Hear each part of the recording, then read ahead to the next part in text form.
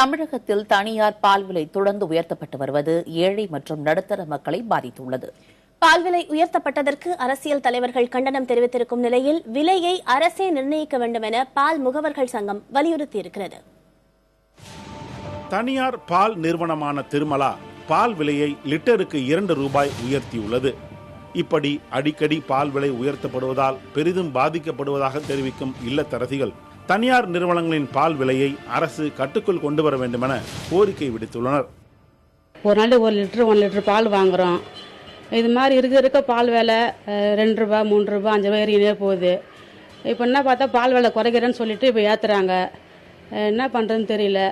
எங்களுக்கு பால் விலை கம்மியான நல்லா இருக்கும்னு நாங்கள் நினைக்கிறோம். பால் எங்கள் வீட்டில் ஒரு நாளைக்கு 3-4 லிட்டர் பால் வாங்குறோம் காலையில் சாயந்தரம்.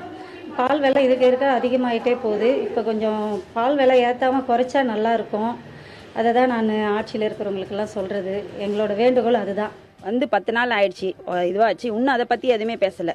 வேறு எதோ பற்றி பேசுகிறாங்க, வேறு எதோ பற்றி செய்கிறாங்க. அது பெரிய பெரிய இதுக்கெல்லாம் பிஸ்னஸுக்கெல்லாம் பண்ணுறாங்க. இதையும் இந்த சின்ன இந்த பால் இது கூட இது பண்ண மாட்டுறாங்க. இதுக்கு எதனா ஒரு வழி பண்ணணுங்க. வழி பண்ணி பால் விலையை குறைக்கணும். தனியார் பால் நிறுவனங்களின் விற்பனை மற்றும் கொள்முதல் விலையை தமிழக அரசே நிர்ணயம் செய்ய வேண்டும் என தமிழ்நாடு பால் முகவர்கள் சங்கம் வலியுறுத்தியுள்ளது. இந்த கோரிக்கையை முன்வைத்து முதலமைச்சரின் தனிப்பிரிவிலும் மனு கொடுக்கப்பட்டுள்ளது.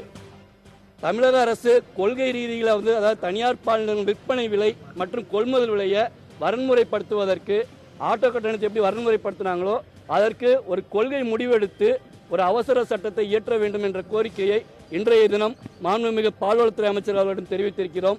எங்களோட கோரிக்கையை உடனடியாக மாண்புமிகு தமிழக முதல்வரின் கவனத்திற்கு கொண்டு சென்று உரிய நடவடிக்கை எடுப்பதாக தெரிவித்திருக்கிறார். தனியார் பால் விலை உயர்வுக்கு அரசியல் கட்சிகளின் தலைவர்களும் கண்டனம் தெரிவித்துள்ளனர். அரசாங்கம் பால் விலையை கிட்டத்தட்ட 45 ரூபாய்க்கு லிட்டருக்கு விற்றுக் கொண்டிருக்கின்றார்கள்.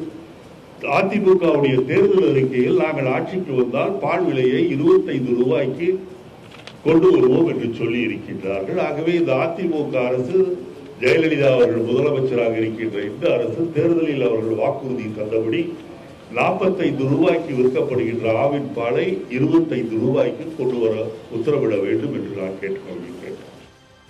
இன்று விலையேற்றத்தினால் முதலில் பாதிக்கப்படுபவர்கள் குழந்தைகளாக இருந்து கொண்டிருக்கிறார்கள்.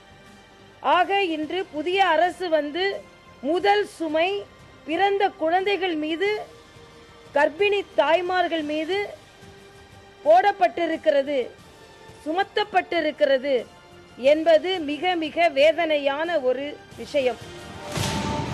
பால் விலை உயர்வால் ஏழை எளிய மக்கள் மற்றும் நடுத்தர வர்க்கத்தினர் பாதிக்கப்படுவார்கள் என்றும், எனவே தனியார் பால் விலையையும் அரசு கட்டுப்பாட்டுக்குள் வைத்திருக்க முன்வர வேண்டும் என்றும் தமிழ் மாநில காங்கிரஸ் கட்சியின் தலைவர் ஜி.கே. வாசன் அறிக்கை மூலம் வலியுறுத்தியிருக்கிறார்.